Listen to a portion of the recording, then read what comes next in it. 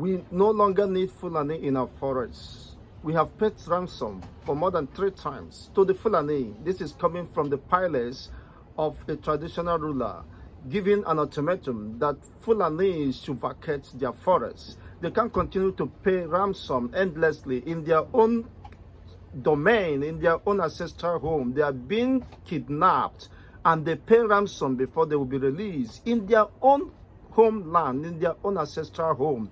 That he do no longer want Fulani in their forests. They should vacate before eventually the entire kingdom are being overrun overnight. That his life is not even safe. The life of his palace guards and family is no longer safe. Now this is what we are saying, and some people are not paying attention, are not asking questions. Why should Fulani be moving with their herds and cattle in this 21st century, in 2025? Which other country in the world is doing the same way? Of course, we have Holland, we have Brazil, we have other countries that are doing exceptionally well in animal husbandry. They are producing milk, of course, having returns, good returns, and productivity in their husbandry, animal husbandry. How many of the countries in the world are moving cattle from one end to the other, constituting nuisance, desecrating the land, killing and mailing, abducting people along the paths, and people are no longer safe? Let's hear what, of course, this traditional monarch has to say, and the commander of Amateco, who claimed that they intercepted some group of northerners, about 100 of them, and they are being distributed along the forest beds to wait for the next command that will come. They don't know what they are coming, but for mischief, those bringing them have ulterior motives for distributing them across the forest beds. Let's hear and make your own informed decision. After hearing this, you will know that there is something behind the influx of Fulani, of foreigners, aliens within the southwest. They have surrounded the entire southwestern region, the eastern region forests, the southern region forests. The reason why, of course, what is happening is happening. The rate of kidnapping, abduction, killing is becoming alarming. The southern region has less expanse of land. The north has up to 70% as they claim.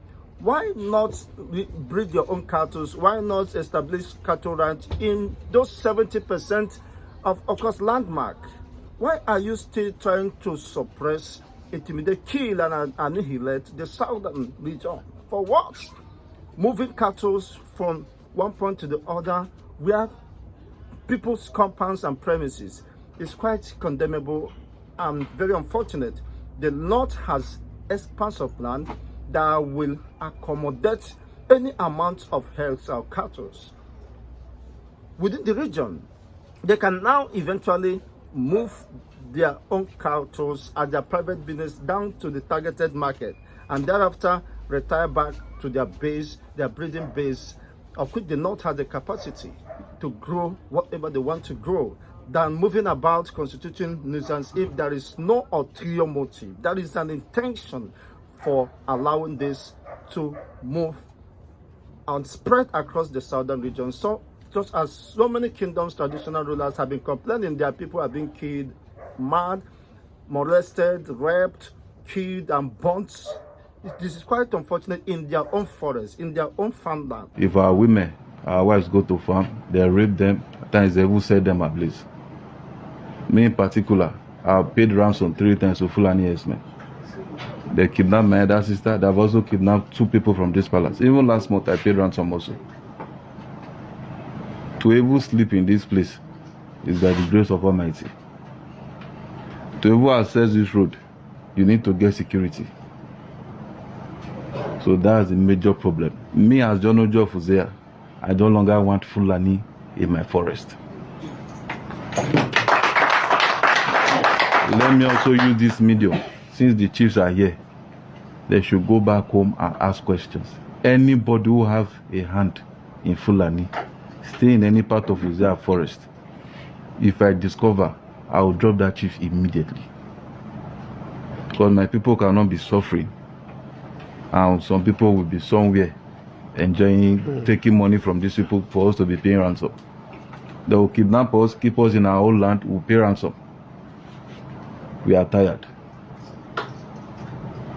I don't have a hand in Fulani, and anybody in Uzea who have a hand in Fulani should, with immediate effect, tell them to leave. If you know them, tell them to leave Uzea.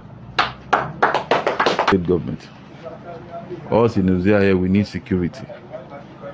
We need security. So that one day, we will not wake up and find out it's only 2 people that is remaining in this whole kingdom. Because the only police station we have here, they don't have manpower. Without the local hunters here, they cannot even effect any arrest. I want to place it on record that a lot of weapons were recovered from them, locally made weapons, with which they perpetrate different forms of evil.